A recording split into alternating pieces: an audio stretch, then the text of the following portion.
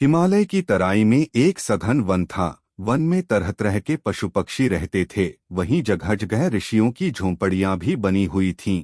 ऐसा लगता था मानो प्रकृति ने अपने हाथों से उस वन को संवारा हो। उन्हीं झोंपड़ियों के पास एक तेजस्वी युवक बहुत दिनों से अंगूठे के बल खड़ा होकर तप में लीन था। उसने खाना पीना सब कुछ छोड़ दिया था। वह केवल हवा पीकर ही रहता था। उसका शरीर सूख गया था, सिर के बाल बढ़ गए थे, पर चेहरे पर तेज बढ़ता जा रहा था। लगता था मानो दूसरा सूर्य निकल रहा हो। वह तपस्वी पांडवों का भाई अर्जुन था। वेदव्यास की सलाह से वह दिव्यास्त्र प्राप्त करने के लिए शिवजी को प्रसन्न करने की चेष्टा कर रहा था, क्योंकि छली, षड्यंत्रकारी और पापी कौरवों को हराने के लिए शिवजी की शरण में जाने के अतिरिक्त बेसहारा पांडवों के पास अब कोई चारा नहीं रह गया था।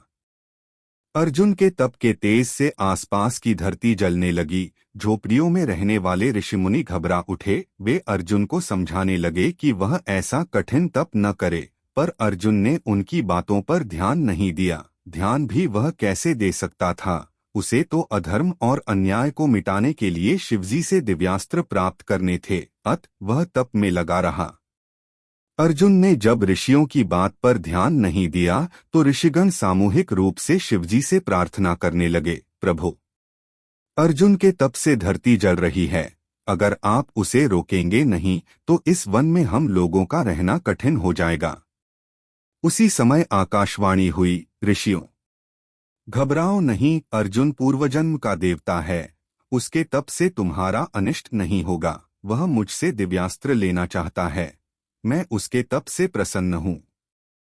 यह वाणी स्वयं भगवान आशुतोष की थी। अर्जुन बड़ी श्रद्धा से उनकी आराधना में लगा रहा। उन्हें प्रसन्न करने के लिए तप करता रहा। दोपहर का समय था। अर्जुन अपनी पूजा की माला भगवान के चरणों पर चढ़ रहा था। सहसा उसे एक शूकर दिखाई पड़ा, जो कहीं से निकलकर उसी ओर आ रहा था। अर्जुन ने झट अपना धनुष बाण उठाया और धनुष पर बाण चढ़ाकर शूकर पर चला दिया। बाण शूकर की छाती में लगा।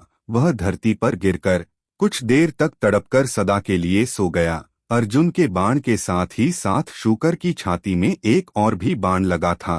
वह बाण एक किरात का था, जो दूर से शूकर का पीछा करता हुआ आ रहा था।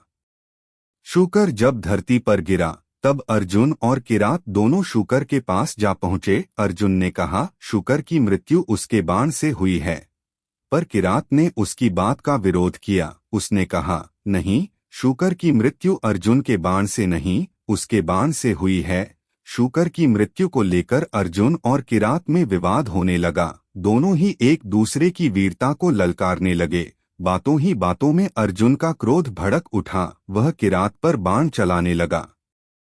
अर्जुन ने किरात पर कई बाण चलाए, पर उसके सभी बाण किरात के शरीर से फल की तरह लग कर नीचे गिर पड़े। वह विस्मित हो उठा, पर साथ ही और भी अधिक क्रुद्ध हो उठा। वह किरात को युद्ध के लिए ललकार कर उस पर बाणों की वर्षा करने लगा। फलत किरात भी युद्ध के लिए तैयार हो गया। किरात और अर्जुन दोनों में युद्ध होने लगा। अर्जुन के पास युद्ध की जितनी कलाएं थीं, जितने अस्त्र शस्त्र थे, सबका उसने उपयोग किया, पर किरात का बाल तक बांका नहीं हुआ।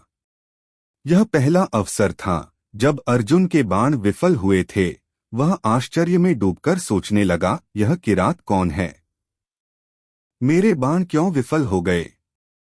कहीं किरात के रूप में भगवान शिव तो नहीं हैं?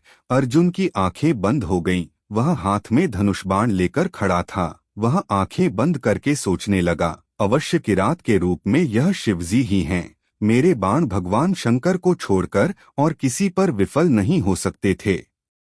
अर्जुन ने आंखें खोलकर देखो, सामने कोई नहीं था। किरात इधर उधर कहीं भी दिखाई नहीं पड़ रहा था। अर्जुन के मुख से अपने आप ही निकल पड़ा, भगवान शंकर, भगवान आशुतोष। सहसा अर्जुन के गले में एक माला आ गई। यह उन्हीं मालाओं में से एक थी जिन्हें अर्जुन भगवान के चरणों में चढ़ाया करता था। अर्जुन को विश्वास हो गया कि किरात के रूप में भगवान शिव ही उसके शौर्य की परीक्षा ले रहे थे।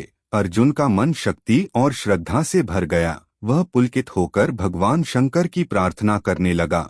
भगवान आशुतोष प्रसन्न हो उठे। उन्होंने प्रसन्नता भरे स्वर में कहा, अर्जुन, मैं तुम्हारी वीरता की परीक्षा लेकर परम संतुष्ट हुआ हूँ। मैं तुम्हारी इच्छा के अनुसार ही तुम्हें पाशुपतास्त्र दे रहा हूँ। इससे तुम तीनों लोगों को जीत सकोगे।